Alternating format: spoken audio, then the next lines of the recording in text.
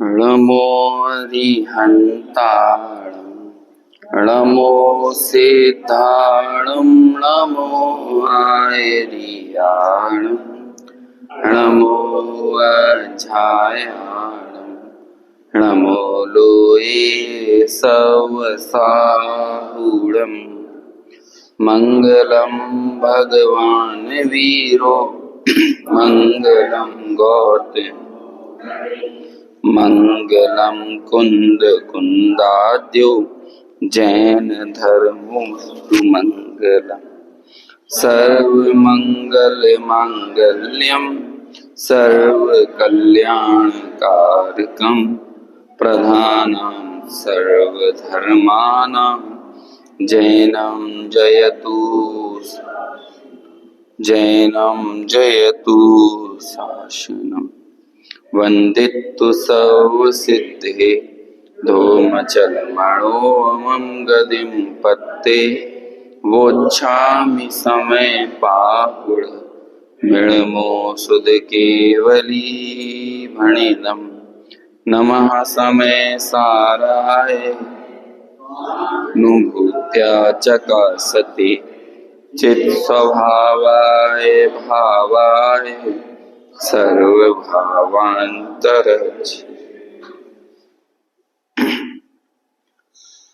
समय सार कर्ता कर्म अधिकार 69 और 70वें नंबर की गाथा पर चर्चा चल रही है।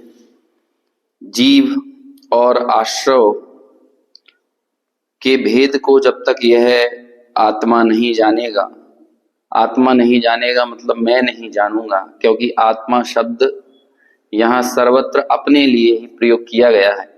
नहीं तो कोई कहने लगे कि एक तरफ जीव शब्द का प्रयोग हो रहा है, दूसरी तरफ आत्मा का, तो क्या मतलब हुआ? यहाँ जीव और आश्रव की भिन्नता नहीं जानेगा तब तक आत्मा आश्रवों से निवृत्त नहीं होगा। तो इसका अर्थ ये है कि आश्रवों को यहाँ पर सभी कर्मों का प्रतिनिधि बनाया और एक आश्रव का नाम लेकर पूर्व में कहे गए सारे ही 29 प्रकार के भाव और जिन जिन कारणों से ये जीव द्रव्य कर्म, नौ कर्म, भाव कर्म के साथ जुड़ता है और यही इस जीव के अनादि संसार का कारण है, और जब तक ये अंतर नहीं जानेगा तब तक उनमें लीन होना नहीं छोड़ेगा, और जब तक लीन होना नहीं छोड़ेगा तब तक उनसे निवृत्त नहीं होगा। ये यहाँ पर चर्चा चल रही है। टीका अपन पढ़ रहे थे, आगे का हिस्सा पढ़ें उससे पहले अपन एक बार पुनः इन गाथाओं का पाठ करते हैं, फिर टीका का जो अग्रिम हिस्सा है जहां कल बात छोड़ी थी वहां से चर्चा आगे बढ़ाएंगे। जावण वेदी विशेषण तरम तु आदासवाण दोन्नम बी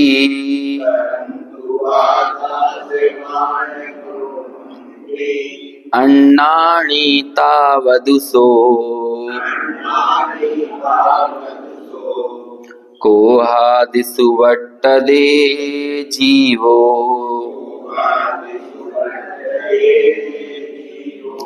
कोहादिषु वट्टन्तस्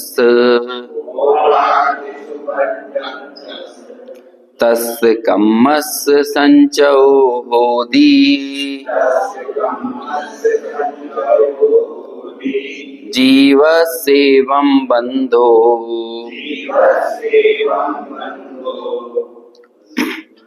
भणितो खलु सवदरी सिंहिं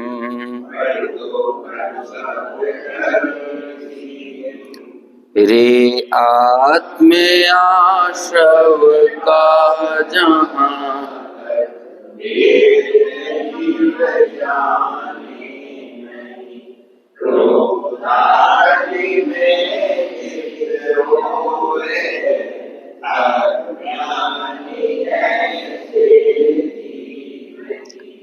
जीव वर्तता क्रोधादि में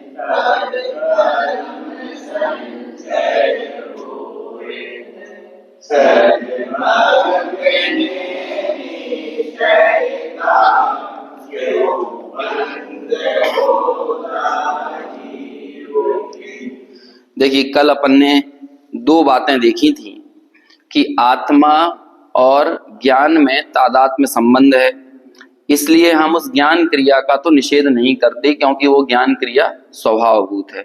अरे जो अपनी क्रिया हो उसका निषेध क्यों करें? अपना बच्चा यदि अपने घर में आए तो कौन मना करे, लेकिन जो अनजाना है, अपरिचित है, हमसे संबंध नहीं रखता, तब हम जरूर थोड़ी शंका करेंगे। अपने पुत्र के घर में कहीं भी विचरण करने पे हमें कैसी शंका? तो जो अपना है उसका कभी निषेध नहीं होता, लेकिन जो अपना नहीं है उसका तो निषेध होगा ही। फिर बात करते हैं कि आत्मा में और आश्रव में ऐसा संबंध नहीं है, तो कैसा है? संयोग सिद्ध संबंध है। तो संयोग सिद्ध संयोग होता ही दो द्रव्यों के बीच में है, एक द्रव्य के बीच में कभी संयोग होता ही नहीं। दो के योग से ही संयोग बना है ना। तो इसलिए कहते हैं कि जैसा तादात्म्य संबंध आत्मा और ज्ञान का है, वैसा आश्रवों का और आत्मा का नहीं है। इसलिए उस आश्रव की क्रिया का, जिससे भी आश्रव का बंध होता है, आश्रव का कर्म आते हैं, कर्म बंधते हैं, उन समस्त क्रियाओं का निषेध किया जाता है।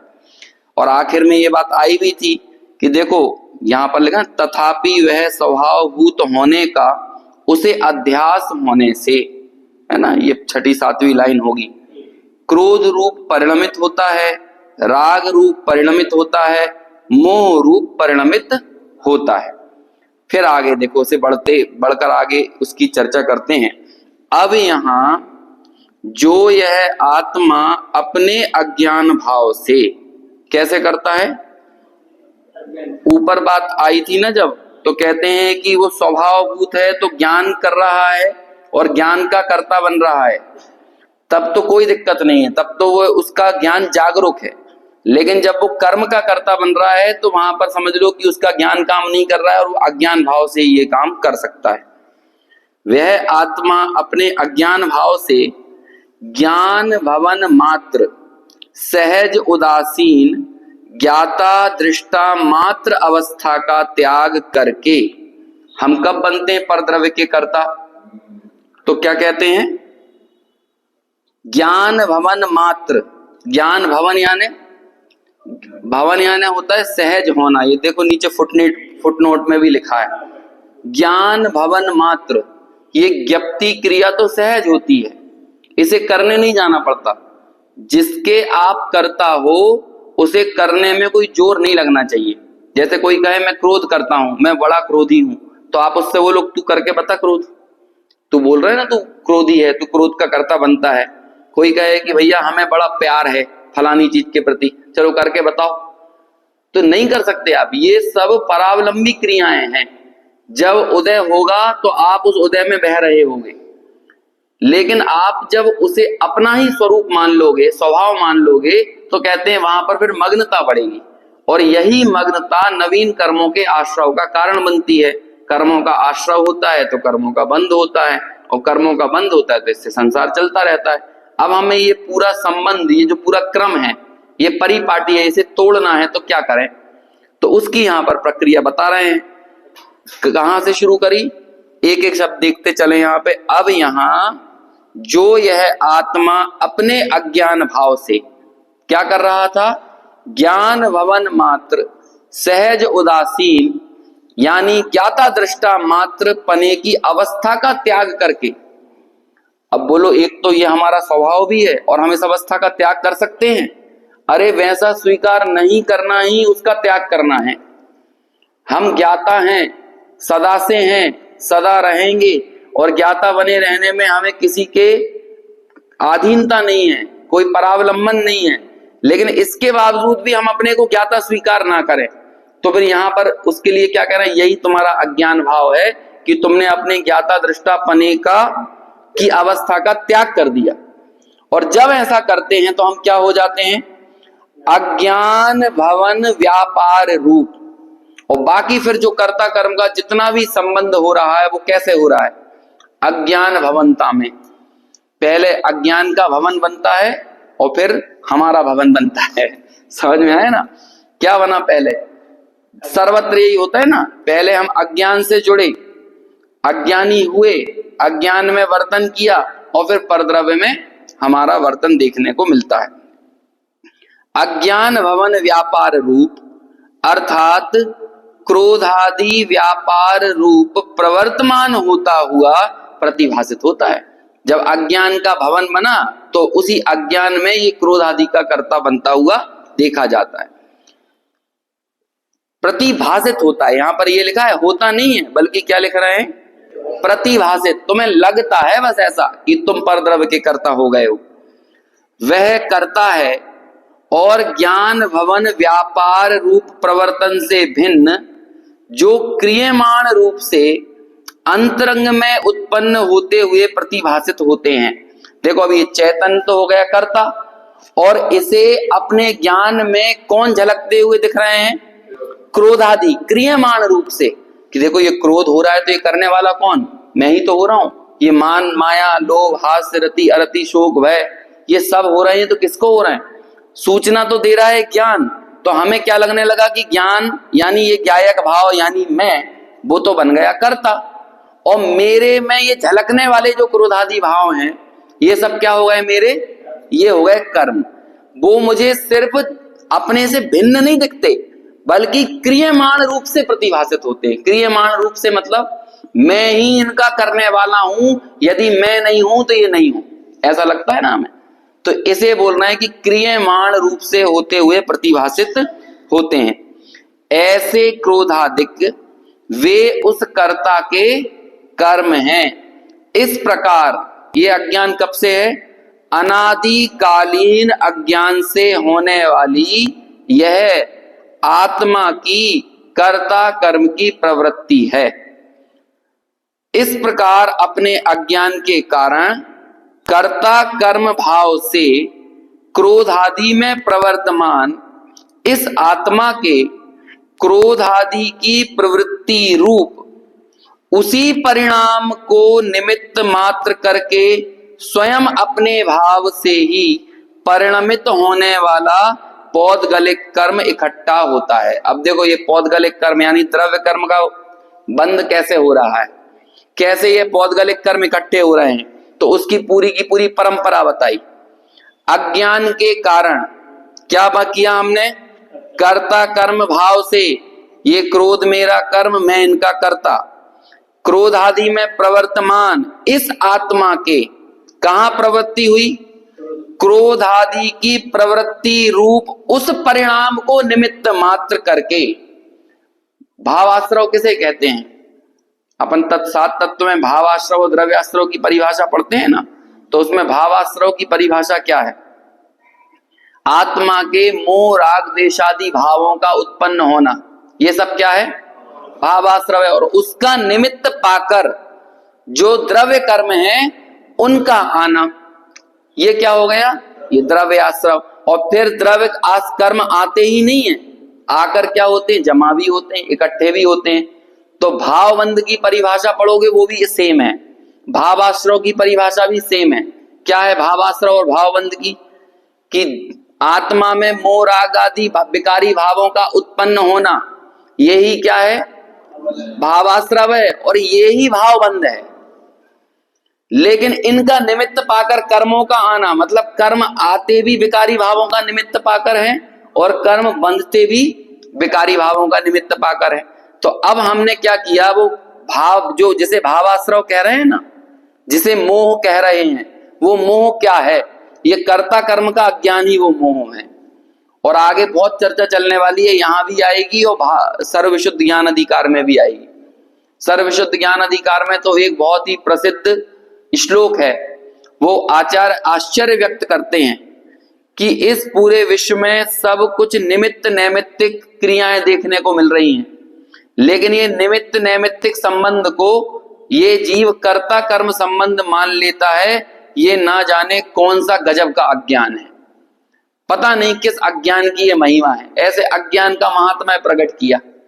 समझ में आया, तो ये कर्ता कर्म का अज्ञान छोटा अज्ञान नहीं है। आगे जब ये टीका पूरी करेंगे ना तो इसे कहेंगे ये समस्त अज्ञान का मूल कह देंगे इस कर्ता कर्म की प्रवृत्ति को। अभी देखो एक चीज गौर फरमाना, यहाँ ये तो कह ही नहीं रहे कि तुम मकान बनाने वाले हो, दुकान चलाने वाले हो, घर गृहस्थी, ये तो छोड़ ही दो।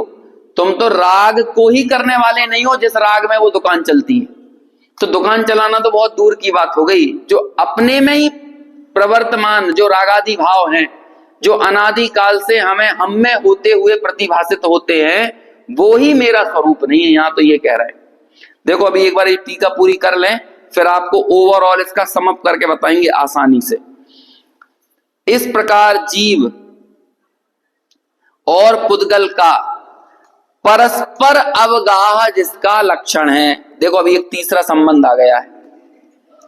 दो संबंध ऊपर आ गए थे, तादात्म्य संबंध, संयोग सिद्ध संबंध। अब एक और संबंध आ रहा है, जीव और पुद्गल का परस्पर अवगाह जिसका लक्षण है, ऐसे संबंध रूप बंध, यानी जो कर्मों का बंध हुआ ना, उस बंध को क्या कह रहे हैं यहां पर, एक क्षेत्रावगाह संबंध। वो संबंध सिद्ध होता है। कितने कमाल की बात, तादात्म्य संबंध से इंकार करके संयोग संबंध को स्वरूप मानकर क्या होता है, एक क्षेत्रावगाह संबंध होता है ना। अनेकात्मक होने पर भी अनादि एक प्रवाह रूप होने से, जिसमें इतरेतराश्रय दोष दूर हो गया है, ऐसा वह बंध कर्ता कर्म की प्रवृत्ति का निमित्त जो अज्ञान उसका निमित्त है। कर्ता कर्म की प्रवृत्ति का निमित्त कौन है, निमित्त जो अज्ञान उसका भी निमित्त है। कर्ता कर्म की प्रवृत्ति का निमित्त अज्ञान, और अज्ञान का निमित्त कौन, अनेकात्मक होने पर भी अनादि एक प्रवाह रूप होने से, जिसमें इतरेतराश्रय दोष दूर हो गया है। ये इतरेतराश्रय दोष क्या होता है, जैसे हमने आपसे पूछा, हमने पूछा कि बताओ राम कहाँ रहता है, तो आपने कहा श्याम के घर के सामने। तो हमने पूछा श्याम कहाँ रहता है तो आपने क्या कह दिया, राम के घर के सामने। तो क्या दोनों कहाँ रहते हैं, तो कहते हैं आमने सामने तो अभी इससे हम किस निष्कर्ष पर पहुंचेंगे, आपके उत्तरों से हम किस निष्कर्ष पर पहुंचेंगे हैं? ये तो ऐसे ही बोलते हैं ना कि अंडा पहले आया कि मुर्गी, है ना। या एक और उदाहरण दिया जाता है कि वृक्ष से बीज आया, बीज से वृक्ष हुआ, फिर बीज से वृक्ष, फिर वृक्ष से बीज। तो इस तरह से इतरेतराश्रय दोष हो गया कि नहीं हो गया, तो फिर इसका निषेध किया जाता है। हमारे न्याय शास्त्रों में इनका निषेध किया गया। देखो ऐसा है कि जिस बीज से वृक्ष हुआ है ना, ये वो बीज उस वृक्ष का नहीं था, वो किसी और वृक्ष का था। और इस वृक्ष के बीज से कोई दूसरा वृक्ष होगा, यही वृक्ष नहीं होगा। इसलिए वृक्ष से बीज, बीज से वृक्ष, इसमें इतरेतराश्रय दोष नहीं आएगा। ऐसे हम कहें राम का घर श्याम के सामने और श्याम का घर राम के सामने, तो दोनों आमने सामने, कहते नहीं, दोनों की फिर भी भिन्न सत्ता है। क्यों, क्योंकि राम के बगल में किसी और का घर है, श्याम के बगल में किसी और का घर है ना। तो जब आप उनके अगल बगल वाले घरों को भी देखोगे तो राम और श्याम के घरों का जो आमने सामने का आप संबंध बना रहे थे, ये बनने वाला नहीं है। तो यहां पर ये इतरेतराश्रय दोष कह रहे हैं ना, इतरेतराश्रय दोष दूर हो गया।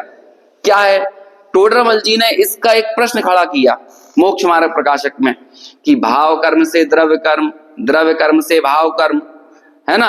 और तो ये द्रव्य कर्म से भाव कर्म, भाव कर्म से द्रव्य कर्म, ये तो हमेशा चलता रहेगा। इसका मतलब हमारा संसार कभी दूर होने वाला नहीं है। तो हमें एक शंका पैदा होना चाहिए, हमारे जीवन में संसार अवस्था में ऐसा कोई समय नहीं आने वाला जब हम इस संसार अवस्था में उदय रहित हो जाएं। और जब जब कर्म का उदय होगा तो उस उदय के अनुसार हमारे मोह राग द्वेष आदि भी होंगे। अभी मान के चलो हम सब मिथ्यात्व अवस्था में हैं। मिथ्यात्व अवस्था में रहते हुए ऐसा कब होगा कि जब आपको मिथ्यात्व का उदय ना हो। जो हम पहले पढ़ के आए ना, मोहन कर्म के निमित्त से ये काम चल रहा है। तो मोहनीय कर्म का उदय मिथ्यात्व अवस्था में कब नहीं होगा, कब नहीं होगा। मिथ्यात्व अवस्था की बात करें, ऊपर के गुण स्थानों को छोड़ दो, हमेशा होगा, हर समय होगा। तो अब जब मोहनीय कर्म का उदय हो रहा है तो उस मोहनीय के उदय में क्या काम होता है, अतत्व श्रद्धान होता है। तो अतत्व श्रद्धान जो हुआ वो भी आपको निरंतर होगा। तो अतत्व श्रद्धान फिर होगा, उससे फिर नवीन मोहनीय कर्म बनेगा।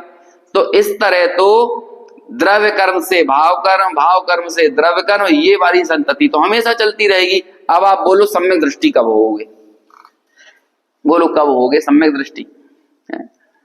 इतरेतराश्रय दोष हो गया कि नहीं? समझ में आ रहा है कि नहीं? द्रव्य कर्म से भाव कर्म, भाव कर्म से द्रव्य कर्म। अभी यहां पर उस इतरेतराश्रय दोष को दूर कर रहे हैं।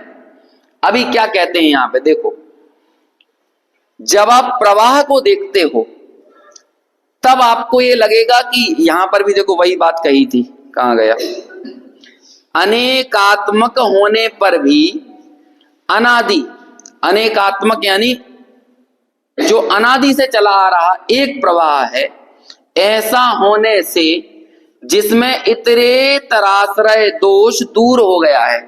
यदि आप अनादि के प्रवाह को देखोगे तो आपका वो मिथ्यात्व अनादि का है, लेकिन वास्तव में बताओ वो अनादि का है कि नहीं? वो तो वर्तमान समय का है, मिथ्यात्व अनादि का नहीं है, मिथ्यात्व वर्तमान समय का है। आप एक नदी के किनारे 2 घंटे तक बैठे, बोलो एक ही नदी के किनारे बैठे? यदि प्रवाह को देखोगे तो एक नदी के किनारे बैठे, लेकिन अभी जिस नदी के किनारे बैठे हो और जो पानी गुजर रहा है और 1 घंटे पहले जो पानी गुजरा था वो ये पानी नहीं है, वो पानी तो बदल गया है। तो अभी ये जो है ना, ये नवीन पानी है, नवीन। ऐसे ही अभी जो हमारे में अज्ञान प्रवर्त रहा है, आप उस अनादि प्रवाह को देखोगे, अज्ञान अज्ञान अज्ञान अज्ञान अज्ञान का वो प्रवाह, एक क्षण को भी उस अज्ञान में हमने ब्रेक नहीं लगाया, तो इसलिए वो क्या कहलाएगा? अनादि प्रवाह अज्ञान में। लेकिन वास्तव में अभी का अज्ञान इसी समय का है। हमारी ज्ञान की ये तरंग उठी और इस उठने वाली ज्ञान की तरंग ने इस देह में एकत्व बुद्धि की, तो ये किस समय की है? अनादि में की कि अभी कर रहे हैं हम?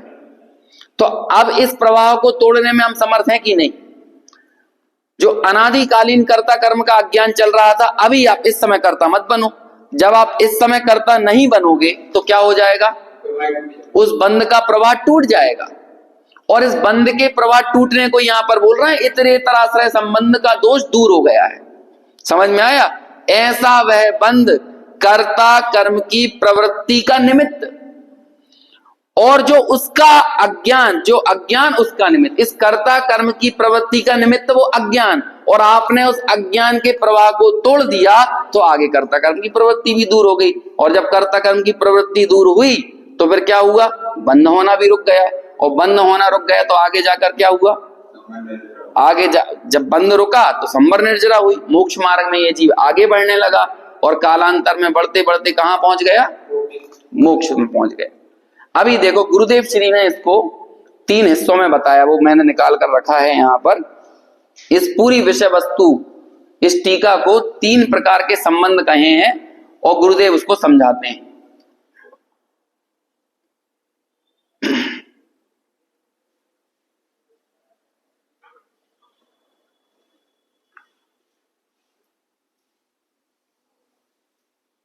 समय लग रहा है, वो मैंने बंद कर दिया था, सामने वो रिफ्लेक्शन आता है ना, इसलिए।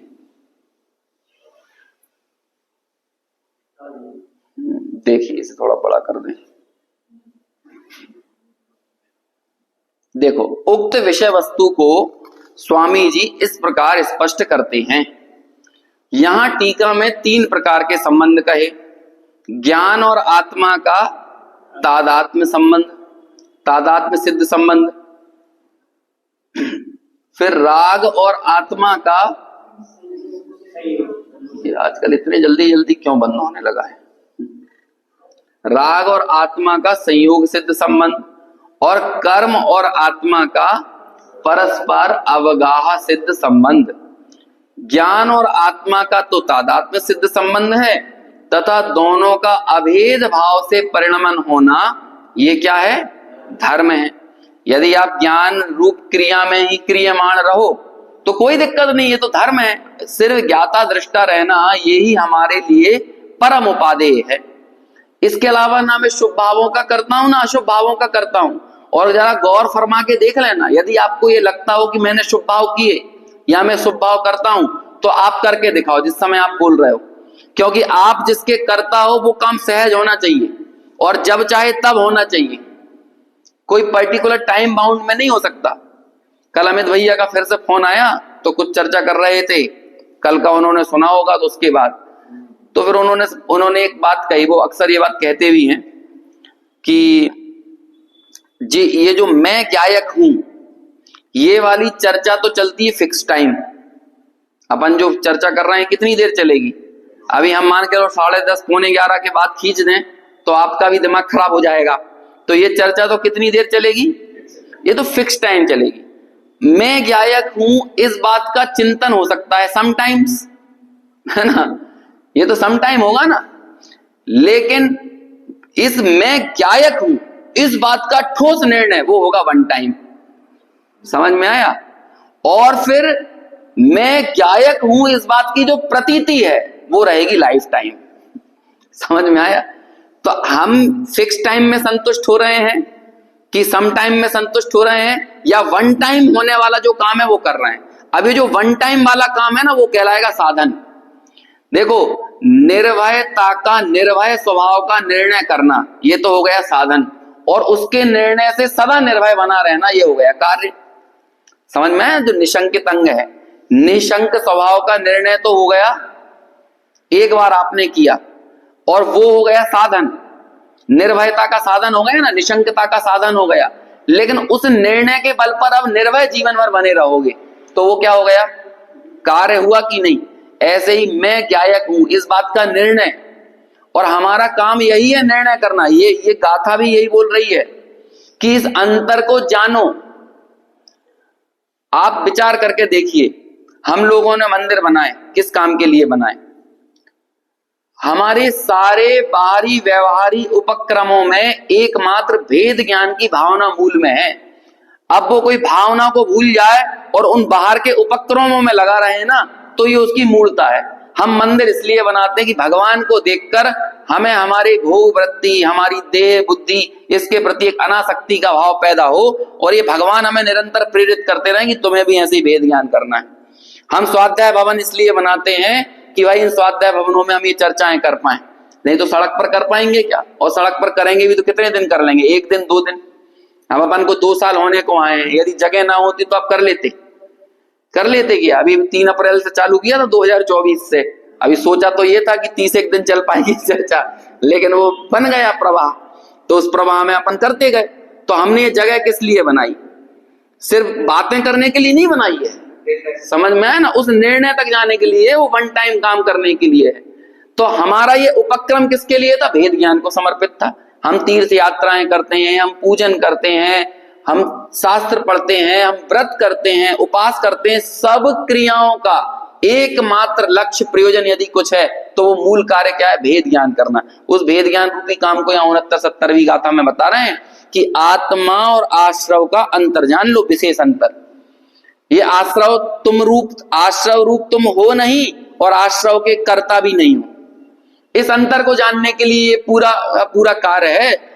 जैन शासन का प्रत्येक व्यवहार अकेले एकमात्र इस भेद ज्ञान के लिए समर्पित है, और हम व्यवहार में तो बहुत उछलें और इस मूलभूत भेद ज्ञान रूपी प्रयोजन को सिद्ध ना करें, तो बोलो वो सारी व्यवहारिक क्रियाओं का नाम भी व्यवहार कहलाएगा कि नहीं?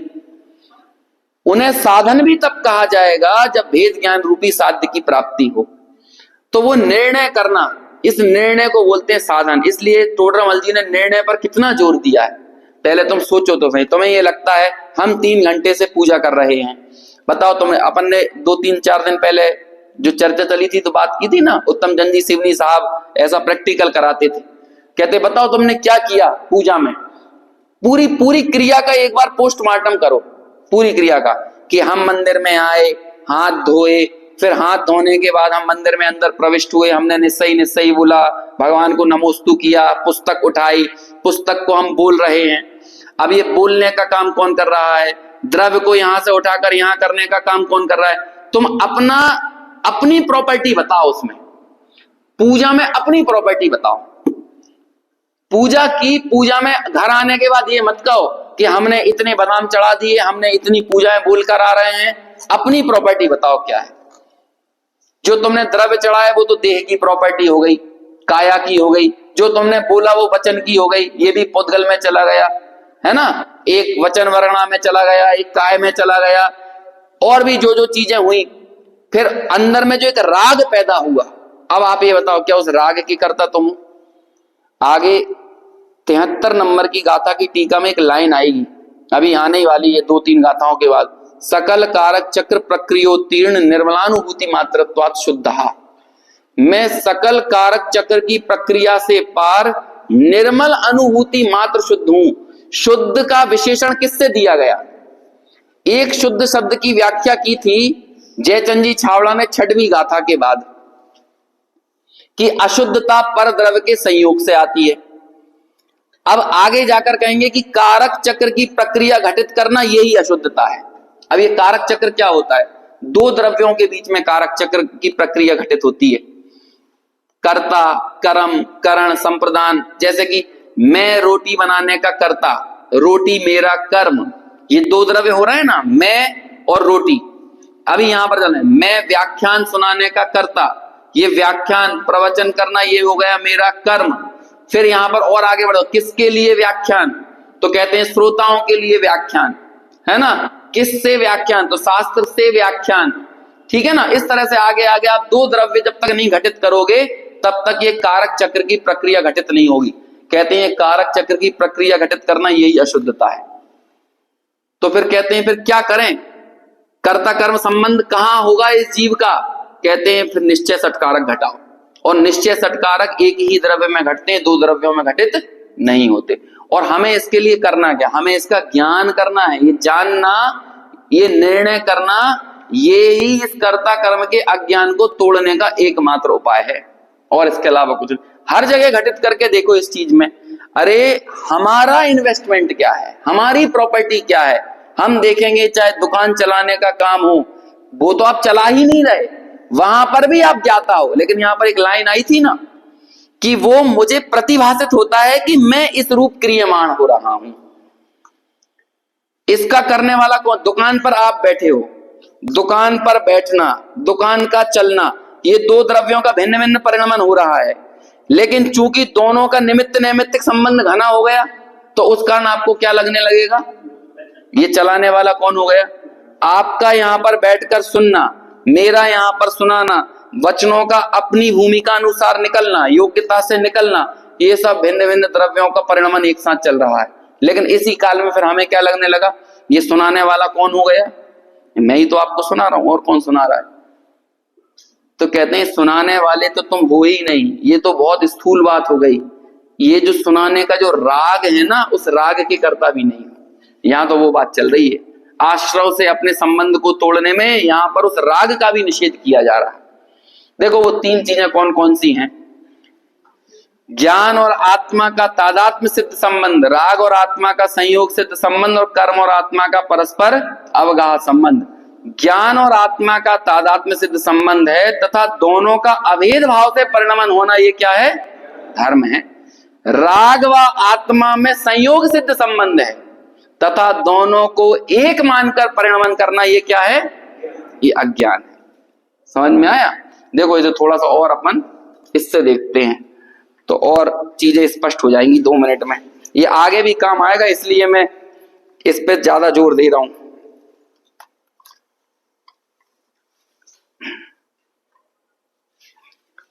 देखो 2 चीजें है ना, इस अधिकार का नाम क्या है? कर्ता, और यहां पर अपन लिख देते हैं कर्म, है ना।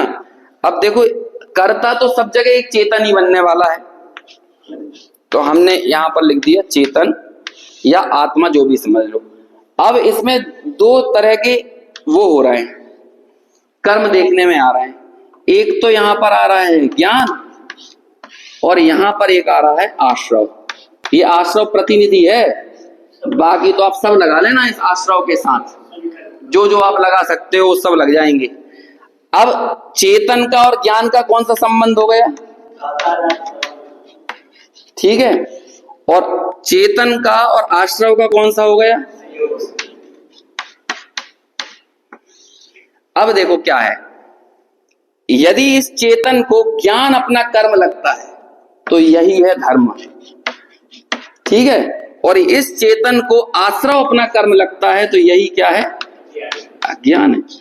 बात खत्म, इतनी सी टीका है ना। आप शब्दों में मत उलझो, और क्या है? इतना ही टीका है, और कुछ नहीं है। अब प्रश्न क्या किया गया था? प्रश्न ये किया था कि कर्मों का बंध कैसे होता है, यही प्रश्न था ना, कर्मों का बंध क्यों हो रहा है।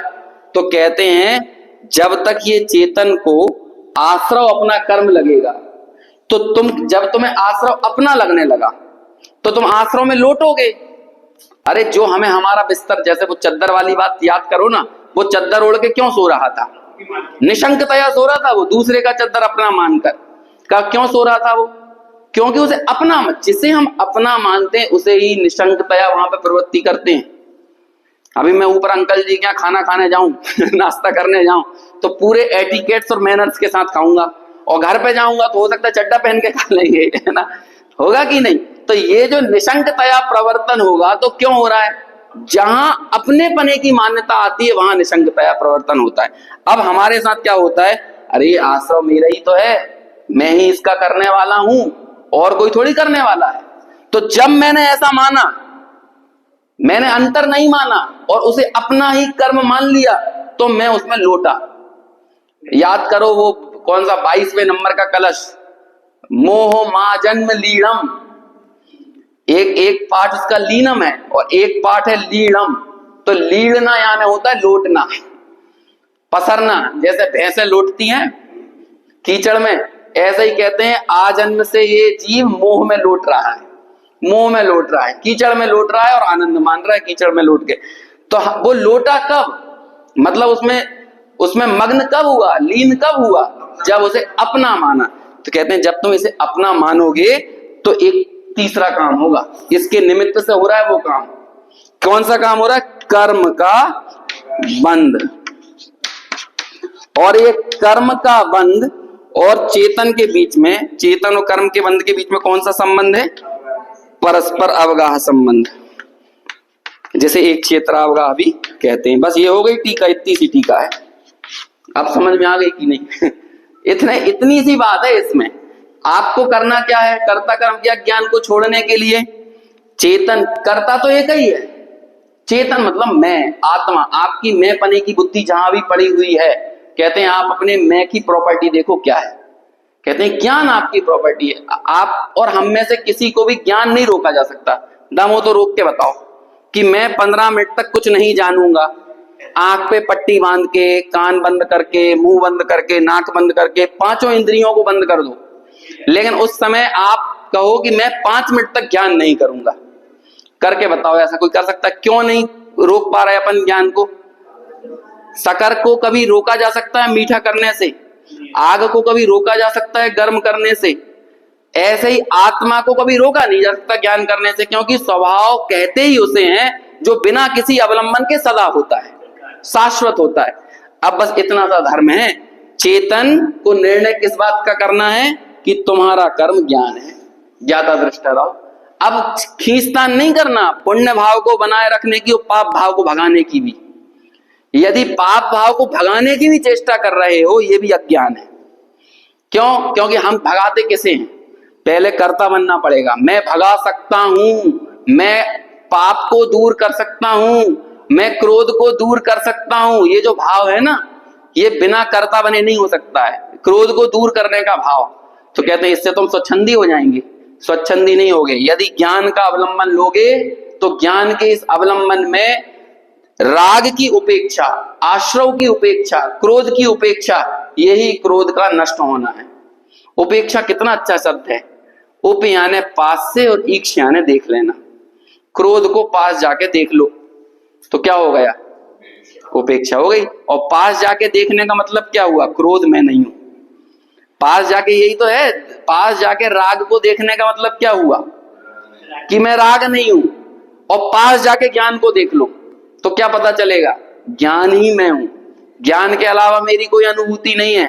बस इतना सा है, इस चेतन का जो तादात्म्य संबंध ज्ञान से है, इसे अपना कर्म माने तो धर्म है, लेकिन यही चेतन आश्रव को अपना कर्म माने तो ये अज्ञान है। और इस अज्ञान में पूरा कर्ता कर्म संबंध का अज्ञान, पर द्रव्य का, पर भावों का, पर भावों के निमित्त से होने वाले विकारी भावों का, उन सब का भी ये जीव कर्ता बनता चला जाता है। और इस कारण से ये परस्पर अवगाह रूप कर्मबंध होता रहता है। बोलो अब कर्मबंध दूर करने का उपाय क्या है? यही है कि नहीं? इतना सा उपाय है, छोटा सा। आगे बढ़ते हैं ना। भावार्थ पढ़े, ये थोड़ा सा गुरुदेव का हिस्सा और बचा था, वो और अपन पढ़ के पूरा करते हैं।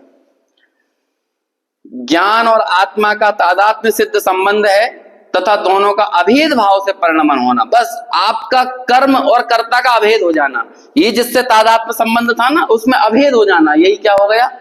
धर्म है।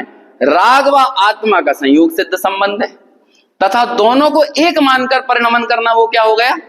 अज्ञान है। बस ये इतनी सी लाइन में सब है। यही से सम्यक दर्शन ले लो, इतने से निर्णय कर लो, और क्या है। नहीं तो समय सार तो पढ़ते चले जाओ, लेकिन उसके बाद यदि निर्णय तक ना पहुंचे तब तक क्या काम होने वाला है? समझो इस चीज को। 61 से 64 गाथा में ये जोर लगाया था कि आत्मा का तादात्म्य सिद्ध संबंध किससे है? क्या अध्यवसानादि भावों से, वर्णादि से, रागादि से तादात्म्य सिद्ध संबंध किया जाता है। यदि वर्णादि को आत्मा मानेंगे तो सिद्धों को भी वर्णादि वाला मानना पड़ेगा।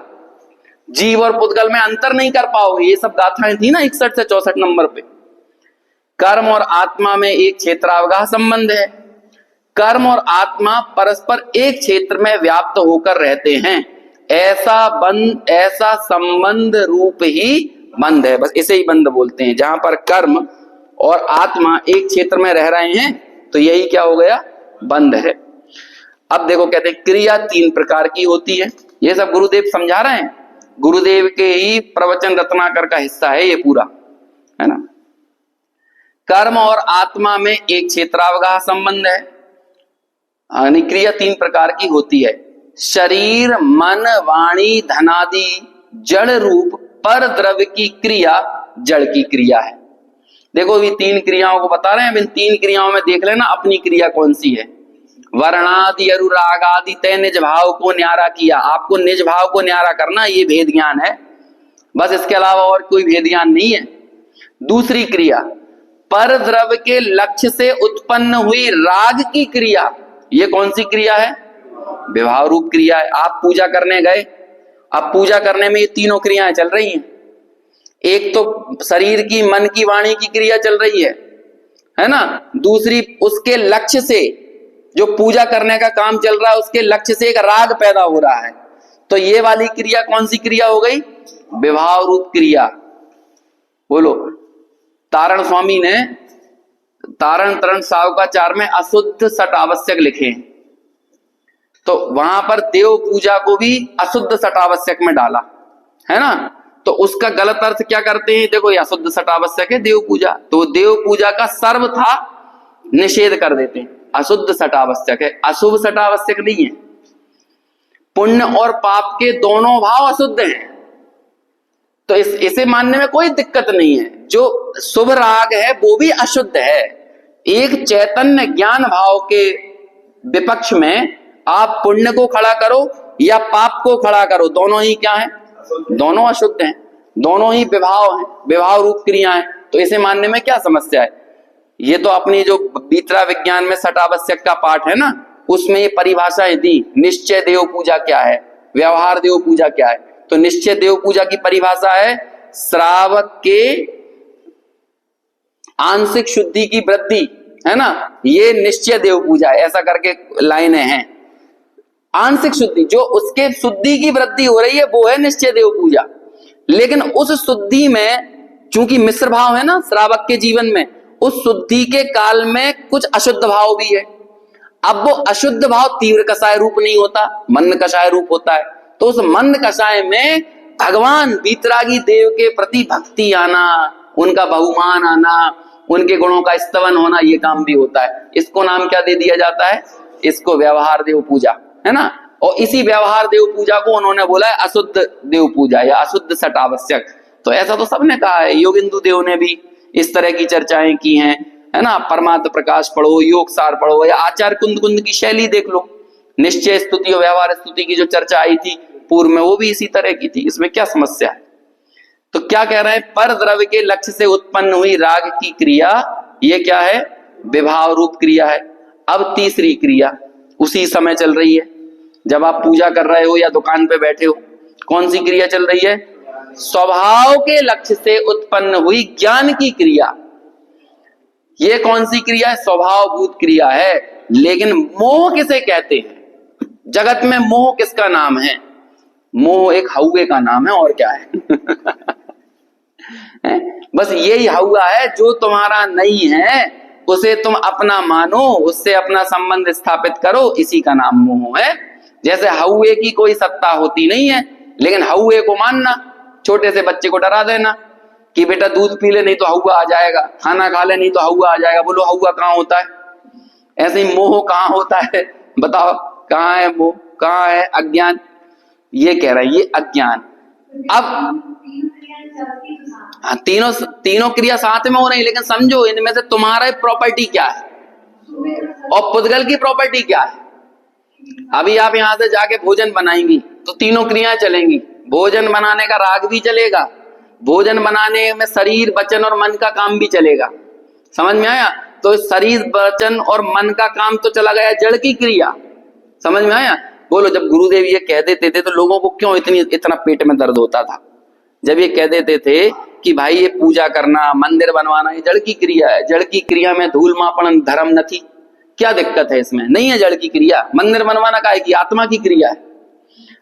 ईंट मिट्टी गारा सीमेंट है वो बनते चले जा रहे हैं, मजदूर अपने हाथों से ही काम कर रहे हैं, हाथ भी जड़ हो गए और जड़ से जड़ का निर्माण हो रहा है। उसमें योग और उपयोग का निमित्त बना उस समय, लेकिन वो योग और उपयोग से वो काम नहीं हुआ। नहीं तो कई बार देखो अपन चाहते कुछ है, बन कुछ और जाता है। वो व्यवहार प्रभावना में चला जाता है। व्यवहार प्रभावना भी तब, व्यवहार में भी तब कहने में आएगा जब निश्चय रूपी मूल साध्य की सिद्धि हो रही हो। अभी अपन बात कर रहे थे ना, जैसे ये एक कमरा है, ये धर्म स्थल है कि नहीं? बताओ। ये धर्म स्थल तब है जब यहां पर भेद ज्ञान रूपी धर्म किया जाए। समझ में आया? तीर्थ क्षेत्र धर्म स्थल है, कब है? धर्म क्या है? विश्व, इस पूरे जैन शासन को, जैन आगम को पढ़कर आप धर्म निकाल कर बताओ क्या है। उपयोग का उपयोग में रहना ही तो धर्म है। मैं परद्रव्य नहीं हूं, परभाव नहीं हूं, इस बात को स्वीकार करना ही तो धर्म है। और आप ये ना करो, और ऐसे कितने मकान बना दिए जाए। अभी हम तपोभूमि में गए, अभी उज्जैन परसों, तो धर्म स्थल है कि नहीं? बोलो। वहां फिल्मी गाना बज रहा है, शादियां हो रही हैं, अब बोलो क्या धर्म स्थल रह गया? वो क्या धर्म स्थल रह गया? आजकल मंदिरों में बड़ी बड़ी धर्मशालाएं बनती हैं, शिविर तो लग नहीं रहे वहां पर, तत्व चर्चा तो हो नहीं रही, विवाह शादी हो रहा है भगवान के मंदिरों में। अब लोग सोचते, मंदिर वाला भी सोच रहा है मंदिर की इनकम होती रहा। अरे विचार तो करो, मंदिर काहे के लिए बनाया था? बात तुम्हें पता भी नहीं, रात में शादी चल रही है उस मंदिर में, भगवान के सामने मान स्तंभ खड़ा हुआ है, रात में शादी हो रही है। चले जाओ आप कहीं भी, अब पिपलानी का मंदिर में देख लो, वहां पे शादी विवाह होती है ना। अभी आप और भी जगह, अपने भोपाल में सब जगह ही हो रहा है ये काम। ये कहां से परंपरा परिपाटी है? धर्मस्थल है। अब वो धर्मस्थल कब है? जब भेद ज्ञान रूपी कार्य में निमित्त बने, इस मूल साध्य की सिद्धि हो, तब धर्मस्थल है।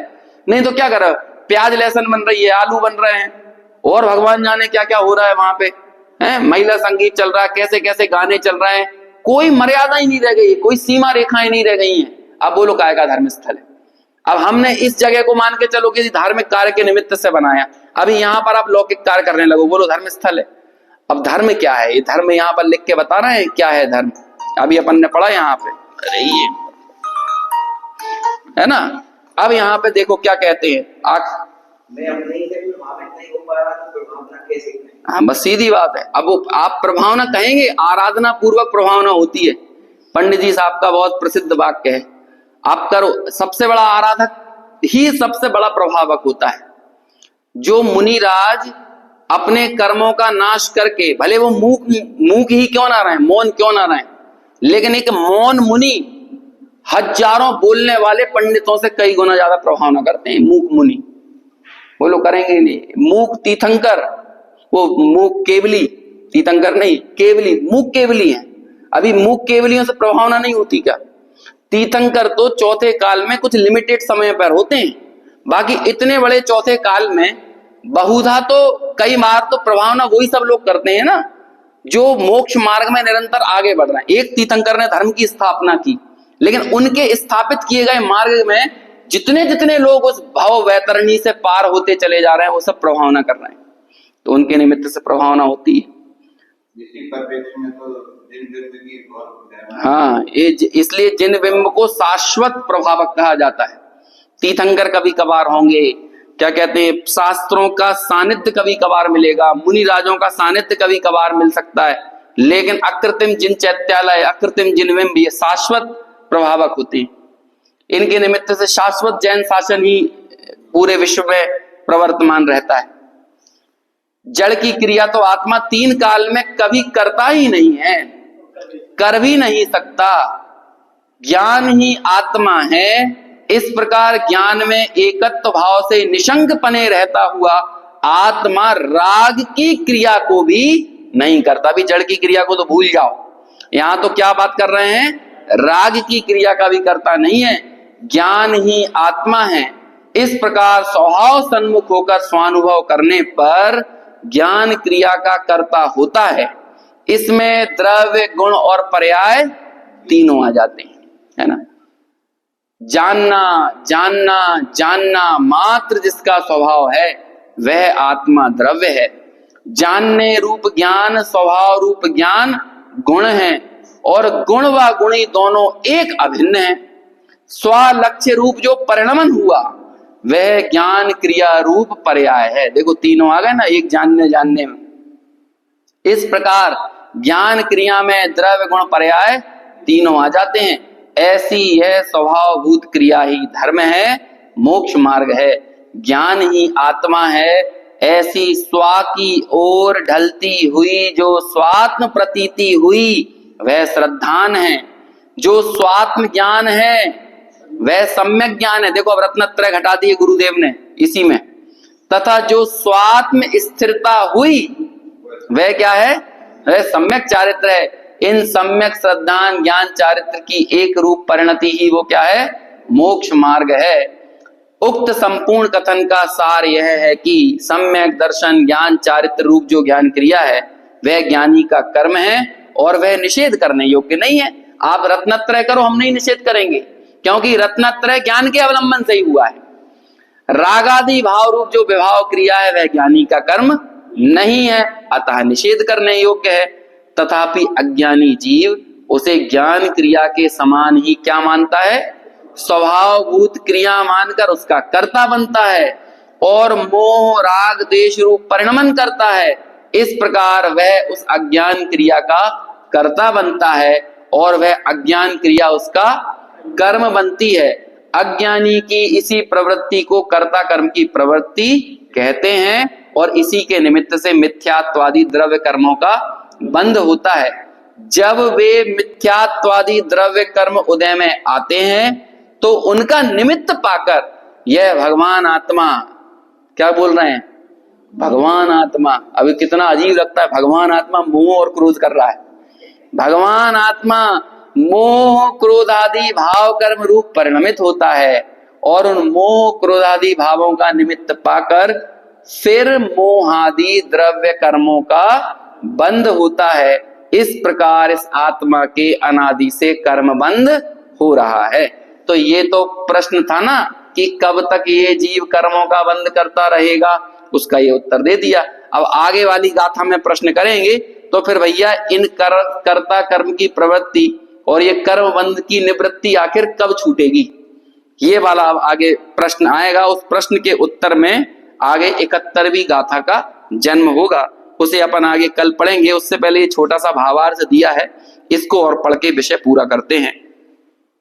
यह आत्मा जैसे अपने ज्ञान स्वभाव रूप परिणमित होता है, उसी प्रकार जब तक क्रोधादि रूप भी परिणमित होता है, ज्ञान में और क्रोधादि में भेद नहीं जानता, तब तक उसके कर्ता कर्म की प्रवृत्ति है।